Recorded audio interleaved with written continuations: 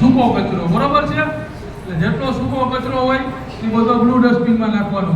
સૂકા કચરામાં કાગળિયા, પૂઠા, પાણીની બોટલ, એવો બધો કચરો છે એ સૂકામાં નાખવાનો, બરોબર છે? આ છે ગ્રીન ડસ્ટબિન, લીલા કલરની ડસ્ટબિન, બરોબર છે?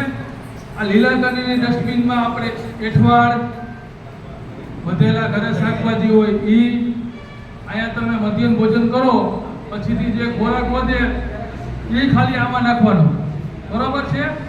આ લીલી ડસ્ટબિનમાં આ બે જ વસ્તુ આપણે અલગ અલગ કરવાની છે, સૂકો કચરો અને ભીનો કચરો. આ સૂકો કચરો અને ભીનો કચરો અલગ અલગ થશે તો આપણને ઘણો ફાયદો થશે.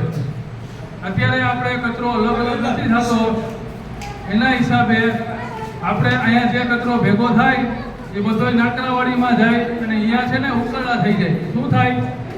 ઉકરડા થઈ જાય. આપણે અલગ અલગ કચરો કરશું તો સૂકો કચરો હશે એ આપણે જે ટીપરવાળા હશે એ વેચી દેશે, ડેલાવાળાને કે જેને આપણે અહીંયા આગળ પ્લાન્ટ હોય એમાં આપી દેશે, અને ભીનો કચરો હશે એનું આપણે ખાતર બનાવે કોર્પોરેશન. શું બનાવે?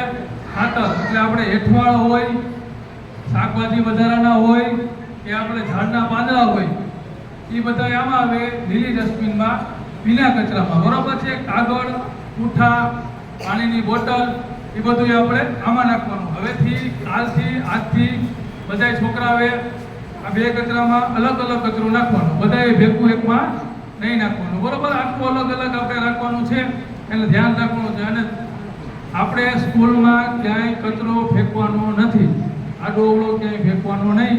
બધા છોકરાઓએ ડસ્ટબિનમાં કચરો નાખવાનો. નાખશો ને બધાય? કઈ રીતે નાખવાનો? અલગ અલગ રાખવાનું. મધ્યાહન ભોજનનું હોય, ખોરાક હોય એ જ ખાલી આમાં નાખવાનો. કાગળિયા, પૂઠા, પાણીની બોટલ એ બધું બ્લુ કલરની ડસ્ટબિનમાં રાખવાનું, બરોબર છે? આ બે વસ્તુ અલગ અલગ આપણે કરવાની છે આજથી. બધા સહમત છો ને? બધા હાથ ઊંચો કરી દો એકવાર, હાલો. રેડી.